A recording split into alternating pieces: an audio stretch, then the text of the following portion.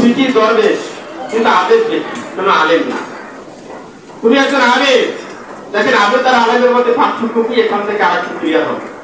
আবেদ সে আল্লাহ তাআলা শুধু ধ্যান করতে পারে, আল্লাহ তাআলা তাসবিহ জিকির আদায় করতে পারে, কিন্তু কোনো আগাগোড়া নাই, মানে সিস্টেমেটিক নাই।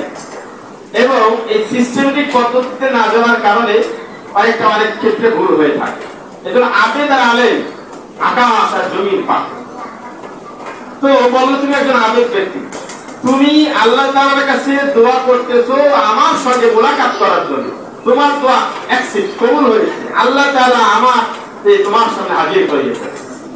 তাহলে তুমি এটা বুঝতেছো না, তুমি যে আমার কাছে প্রার্থনা করতেছো, আমার কাছে যে বিষয়টা দরখাস্ত করেছো, আমি আল্লাহর কাছে চাইবো তোমার জন্য, তাহলে তুমি যে আল্লাহ তাআলার কাছে চাইছো আমার জন্য, ওই এই দোয়াটাই আল্লাহ তাআলার কাছে চাইটা।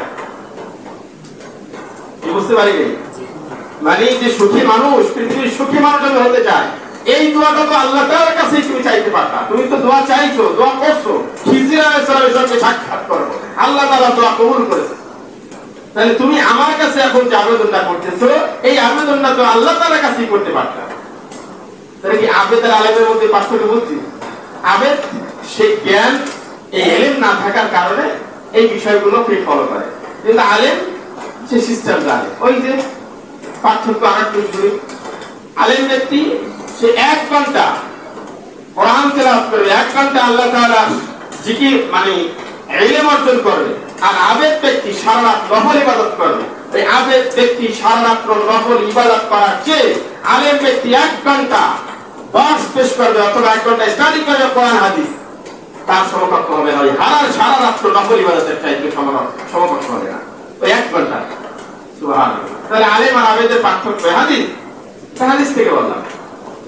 তো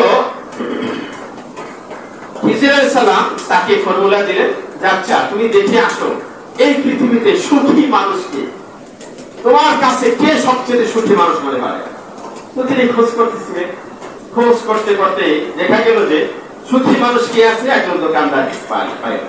সে সকালবেলা দোকান খোলে এবং সন্ধ্যাবেলায় দোকান আটকিয়ে তারপরে কি করে বাজার টাজার করে সে চলে যায়, তার বাজার টাজার নিয়ে নিয়ে খুব শান্তিতে আসে। তো এখন ওই ব্যক্তির বিষয়টা তিনি জানলেন, জেনে ওই খিজির আলাইহিস সালাম সঙ্গে বললেন উনি সবচেয়ে ছোট, তার কোনো দুঃখ নাই, চিন্তা নাই, ভাবনা নাই, তার ভবিষ্যৎ ওরকম কোনো প্ল্যানিং নাই, সে খুব ভালো আছে, আমি তার মতো বলতে চাই। তখন বললো তুমি যে তাকে জিজ্ঞেস করছো বিতর্কগত ভাবে, ব্যক্তিগত ভাবে, যে সে কোন দিক থেকে সুখী আছে, সে আসলেই সুখী আছে কিনা তুমি জিজ্ঞেস করছো? তখন বললো যে না, আমি তা তো জিজ্ঞেস করি নাই। ওই ব্যক্তি তখন আবার সেই ব্যক্তির কাছে গেল, গিয়ে জিজ্ঞেস করলো আপনি কিভাবে সুখী আছেন, আমাকে একটু বলেন, বর্ণনা দেন। আমি তো এই এলাকা অত্র এলাকার মধ্য থেকে আপনাকে সুখী ব্যক্তি হিসেবে সিলেক্ট করেছি, কিন্তু আমি অন্য দিক থেকে দেখলাম যে জানলাম যে আপনি নাকি সুখী না, বলেন। তখন সে